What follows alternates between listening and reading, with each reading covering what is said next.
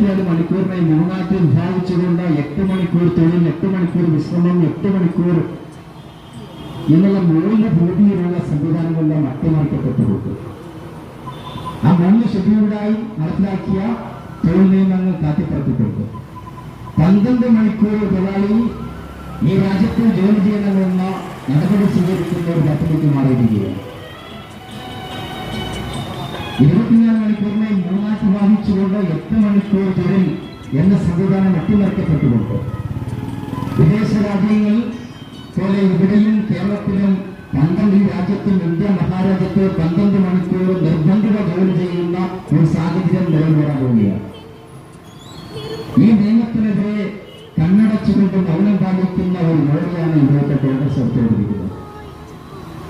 ഈ ജാഥയിൽ കോൺഗ്രസിന്റെ INPS ഉൾപ്പെടെ അണിചേരേണ്ട ഒരു ജാഥയാണ് ദേശീയ പണിമുടക്കിൽ ചേർന്നത്. പക്ഷെ എന്താ കോൺഗ്രസ് ചെയ്തത്?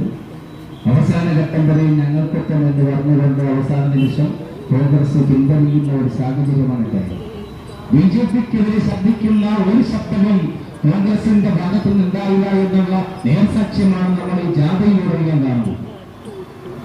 അത്തരത്തിലുള്ള കരിനിയമങ്ങളെല്ലാം എടുത്തു കളയണമെന്ന് ആവശ്യപ്പെട്ടുകൊണ്ട് ഈ രാജ്യത്ത് നടക്കുന്ന തൊഴിലാളി വിരുദ്ധ നടപടികളെല്ലാം എടുത്തു കാണണമെന്ന് ഈ രാജ്യത്തോട് ആവശ്യപ്പെടാൻ പ്രതിപക്ഷ പാർട്ടി എന്ന് പറയുന്ന രാജ്യത്തെ തൊഴിലാളി വർഗ പ്രസ്ഥാനത്തെ സംരക്ഷണത്തിന്റെ ഉത്തരവാദിത്തം ഇടതുപക്ഷ പാർട്ടികൾക്ക് മാത്രമായി വരുന്ന ഒരു സാഹചര്യം ഈ രാജ്യത്തുണ്ട്.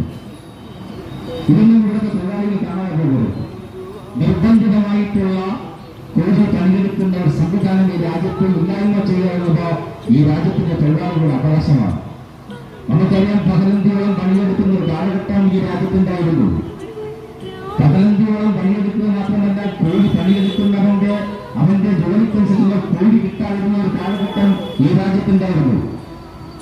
ജന്മിക്കമ്പ്രാക്കന്മാരുടെ കുടിയേറുകളിൽ പകലന്തിയോളം രാപ്പകലന്തിയോളം പണിയെടുത്തുകൊണ്ട് കൂലി ചോദിച്ചാൽ പിന്നാമ്പലങ്ങൾക്ക് അരിയാർന്ന് കൊടുത്തും നെല്ലാർന്ന് കൊടുത്തും പാട്ടത്തിന് പണിയെടുത്തും നടന്ന സാഹചര്യം ഈ രാജ്യത്തുടനീളം ഉണ്ടായിരുന്നു.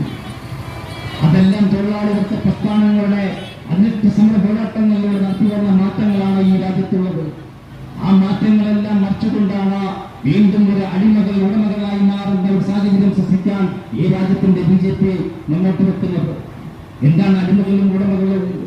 ഇവിടെ മുതലാളി വ്യവസ്ഥകൾ, അടിയാളന്മാരുടെ വ്യവസ്ഥകൾ ഇവിടെ നടപ്പിലാക്കാൻ പോകുന്ന സ്വപ്നം കണ്ടുകൊണ്ട് നൽകുന്ന ഒരു BJPയുടെ സ്വപ്നം സാക്ഷാത്കരിക്കാൻ പോകുന്ന ഒരു രാജ്യമായി ഇന്ത്യ മാറുകയാണ്.